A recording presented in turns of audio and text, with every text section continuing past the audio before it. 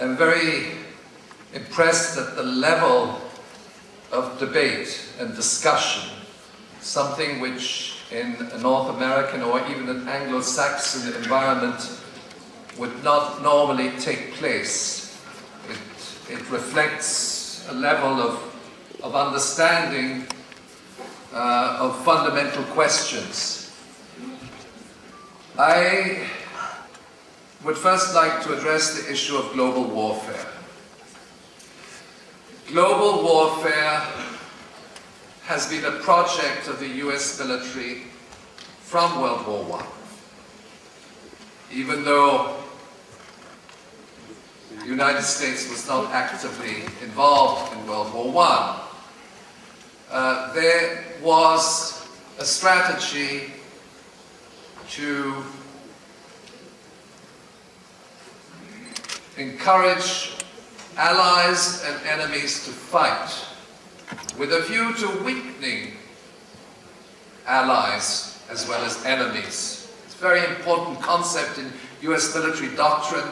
We see it today with NATO. The United States will let every other country intervene militarily in Syria before it actually intervenes. Of course, covertly they intervene through intelligence operations.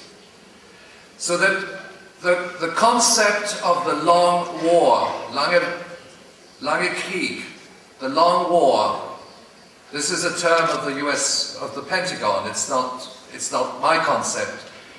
This concept has existed, and certainly has existed since the end of World War II. And there is a continuum. There's also a continuum in relation to the war crimes committed.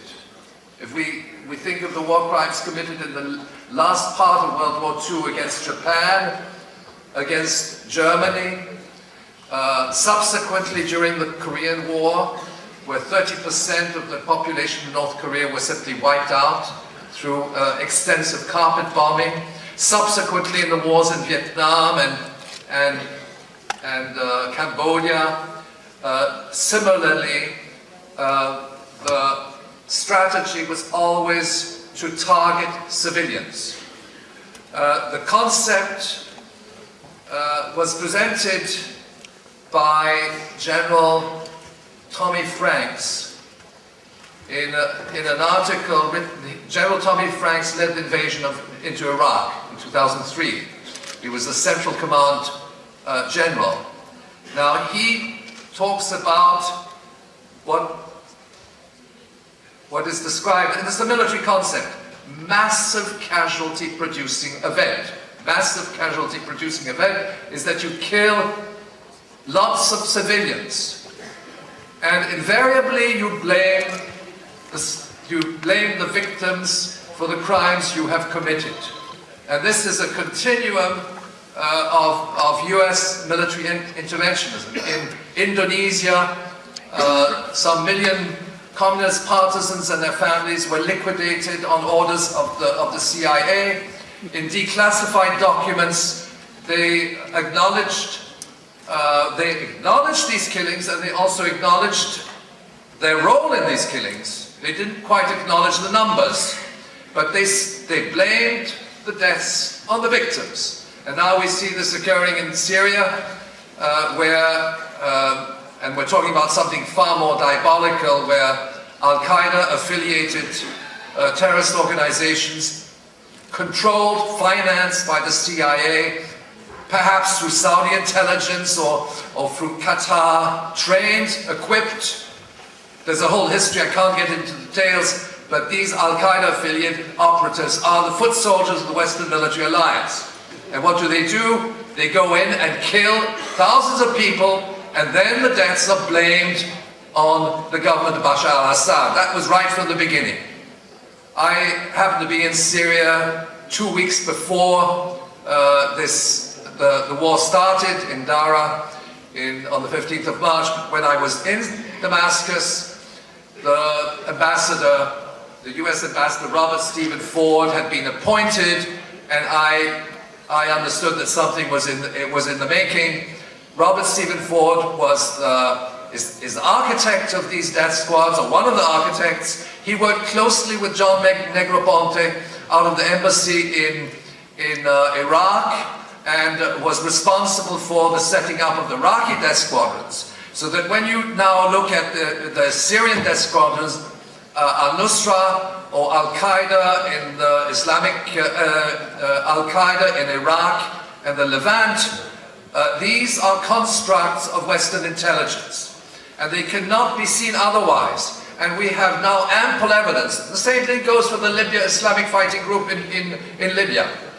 Now, I say this because, at least in the Anglo-Saxon countries, United States, Canada, Australia, New Zealand, Britain, maybe even France for that matter, I won't discuss Germany, but the consensus is among anti-war activists, we are against the war, but we are supportive of the campaign against international terrorism, what is now coined as the global war on terrorism.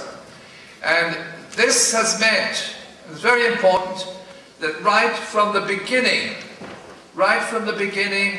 in 2001, in the wake of the 9/11 attacks, the anti-war movement, with some exceptions, has towed the line.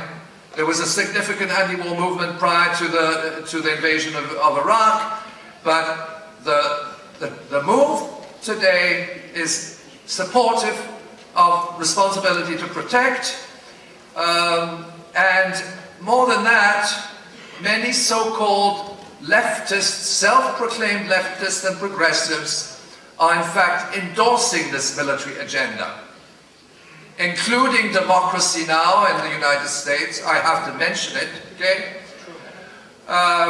There are some very prominent intellectuals, I won't mention their names, but they're prominent leftists. They also support these wars, or they play lip service, or they say, we're against you at foreign policy, but we think Saddam Hussein has weapons of mass destruction. Okay? All those concepts you will find.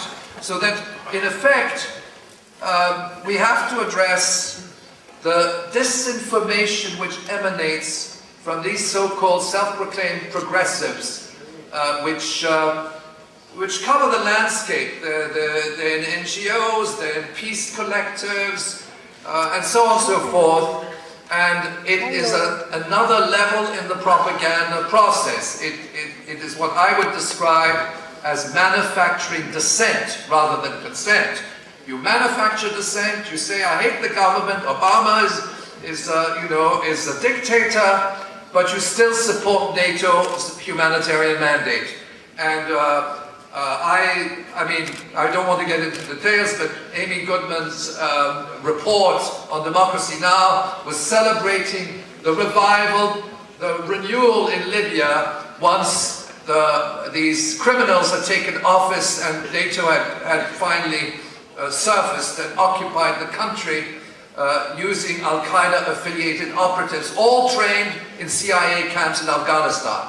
So let us understand that the global war on terrorism is a fabrication. It is not a global war on terrorism. It is terrorism, state terrorism, using terrorists as foot soldiers to kill civilians.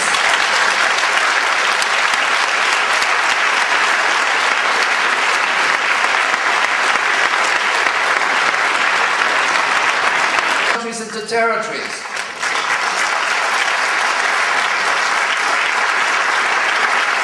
Vietnam won the war militarily, but in effect, what is Vietnam now? It's a periphery of the global cheap labor economy. It is now entered into an alliance with the United States and NATO.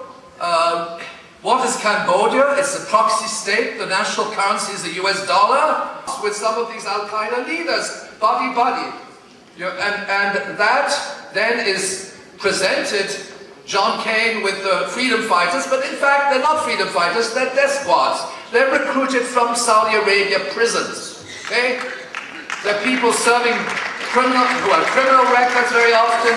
There's a massive process of recruitment, and I can tell you, and this is confirmed by press reports, Israeli press reports, which are not particularly pro-Syrian, but they're certainly pro-NATO, they say, that was a press report already in 2011, we are, that NATO and the Turkish High Command are recruiting mujahideen in different parts of the Muslim world, and that these would be the foot soldiers of the Western military alliance in these countries, including Libya and Syria.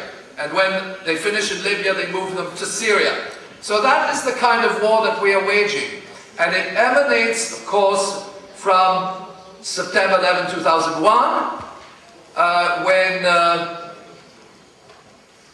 the United States government barely declared at 9 in the evening, they declared war on Afghanistan.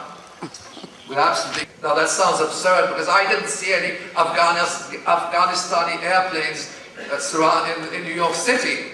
But the Atlantic Council, the following morning in Brussels, they convened and they said, they invoked Article 5 of the Washington Treaty, that's the founding document, under the doctrine of collective security. They said, the United States, a member state of the Atlantic Alliance, has been attacked from abroad, okay? But meaning a foreign power, but it was not very well clarified, and consequently we invoked the doctrine of collective security, and we are attacking Afghanistan, even though the Afghanistan government on several occasions, through diplomatic channels, said, if you have evidence to the fact that Osama bin Laden is guilty of these 9/11 attacks, we are prepared to deliver them to the US justice system. And George W. Bush said, we don't negotiate with terrorists, okay? So that was it. But I can also tell you that, that's another, maybe digressing, but Osama bin Laden on the 10th of September was admitted to a Pakistani military hospital in Rawalpindi. Now, anybody who has been to Rawalpindi knows that this is a place swarming with US military advisors. He could not have got into the hospital unnoticed, and then on the 11th he was discharged for his kidney problems.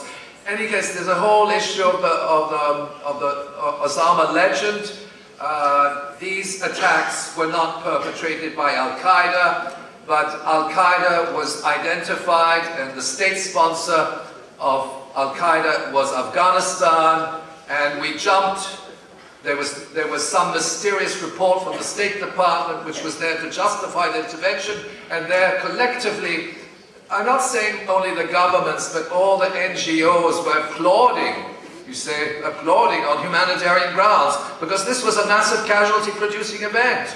And it is there to create what in a previous operation, which was called Operations Northwood, which was a secret plan to attack Cuba using the pretext that Cuban community members in Miami had been killed by Cuban forces, okay? They wanted to use this as a pretext, and they called it, they said it will create a useful wave of indignation. People will feel in solidarity, and that's exactly what happened on the 11th of September. It was the solidarity, which I think everybody has, in a sense, towards one's fellow human beings. 2,000 people had been killed, but we didn't ask ourselves who killed them. But what we were told was, because these people were killed, we now have a pretext and a justification to wage war on Afghanistan